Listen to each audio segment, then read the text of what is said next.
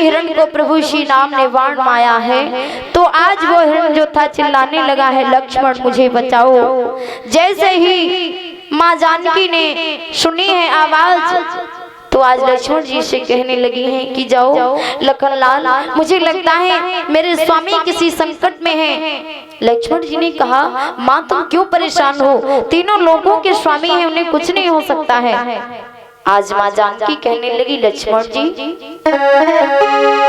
कि जाओ जाओ दिबर, ओ पति की लाओ खबर, प्राण प्यारे आज संकट में स्वामी हमारे।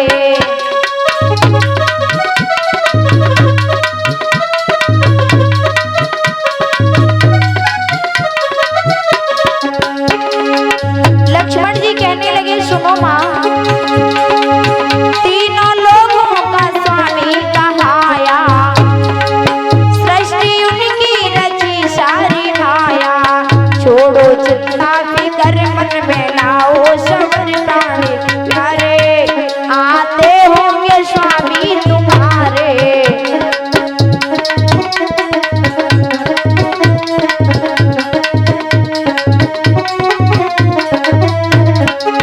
श्रोता बंधु, आज इसमें लक्ष्मण ने कहा, माँ आप चिंता ना करो, वो त्रिलोकीनाथ है।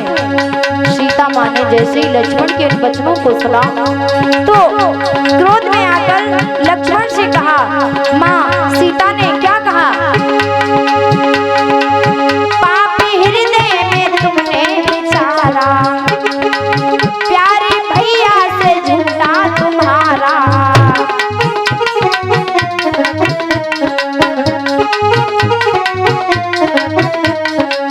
फेर ली नजर तुमने की ना कहर दिल हमारे, आज संकट में स्वामी हमारे।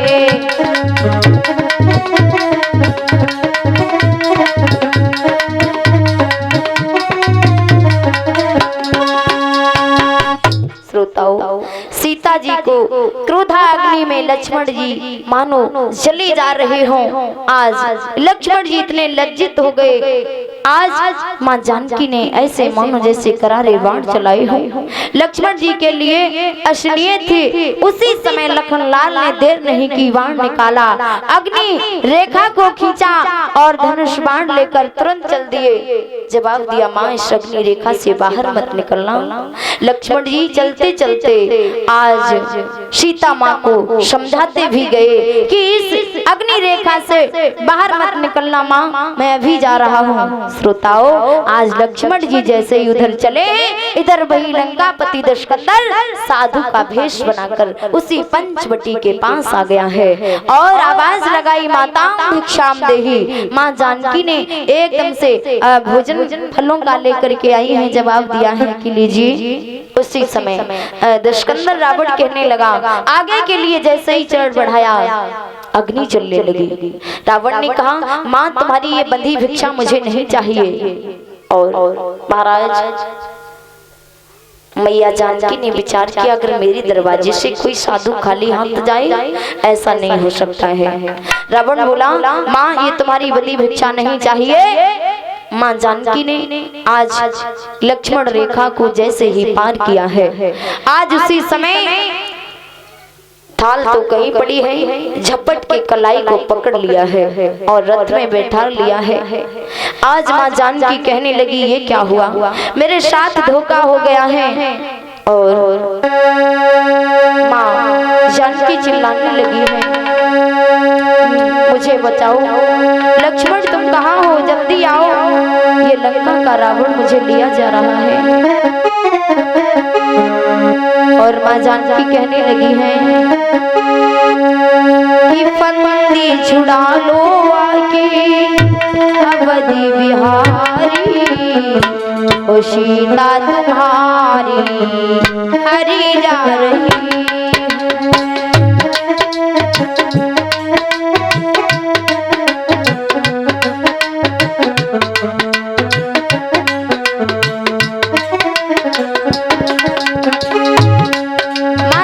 कहने लगी, प्रभु मुझे नहीं पता है, ये लंका का रावण ये मेरा हरण करके ले जा रहा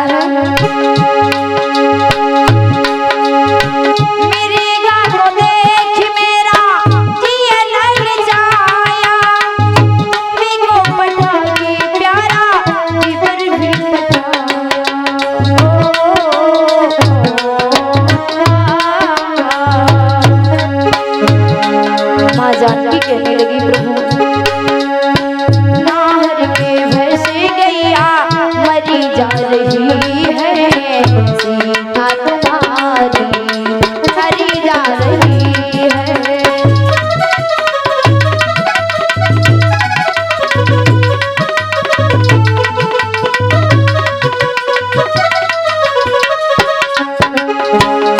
माँ जानकी कहने लगी प्रभु कहाँ हो, आकर के हमारी रक्षा करो।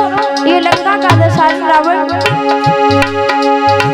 लंका का पापी रावण जुल्म ढा रहा है, सीता तुम्हारी को ले जा रहा है। चलता ना जोर कोई जानी जा रही है, चलता ना जोर कोई जानी जा रही है, सीता तुम्हारी हरी जा रही है।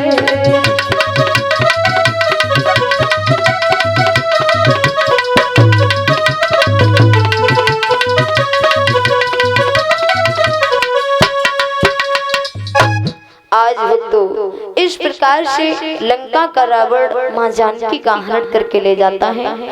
आइए श्री सुखदेव जी वर्णन करते हैं राजन परीक्षित। अब इस राम कथा को यहीं पर विराम करते हैं। देखिए भगवान की कथाएं तो बहुत है, हरि कथा अनंता कह विधि गायन सुने सब सुनता। आइए अभी तक आप लोगों ने जो भी कथाओं को सुना ये सभी कथाएं सूरवंश की थी, जिस सूरवंश में हमारे मर्यादा पुरुषोत्तम रामचंद्र जी का जन्म हुआ।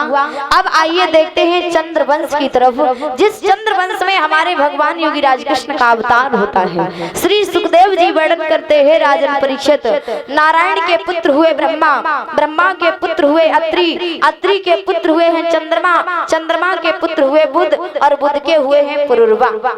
इन्हीं पुरुरवा के वंश में 6 पुत्र हुए, आयु, सुत्यायु, सत्यायु, रय, विजय और जय। धीरे धीरे चंद्रवंश आगे बढ़ा और इसी चंद्रवंश में एक परम तेजस्वी पुत्र हुआ है जिसका नाम पड़ा है गाधी। गाधी ऋषि महात्मा चंद्रवंशी बड़े ही विद्वान हैं। इनके घर में सुंदर सी एक पत्नी आई है जिसके गर्भ से एक पुत्री ने जन्म लिया जिसका नाम सत्यवती रखा। धीरे धीरे वो सत्यवती नाम की बेटी बड़ी होती है। जब बड़ी हुई तो गाधी ऋषि ने विचार किया कि घर में बेटी जवान हो गई है, बेटी का विवाह कहाँ करें। तो बेटी का विवाह करने के लिए एक बहुत ही बड़े विद्वान अपने दामाद ढूंढे हैं जिनका नाम है ऋषिक मुनि। इतने विद्वान हैं, औषधियां ऐसी ऐसी जानते हैं जिनसे पुत्र रत्न की प्राप्ति होती है।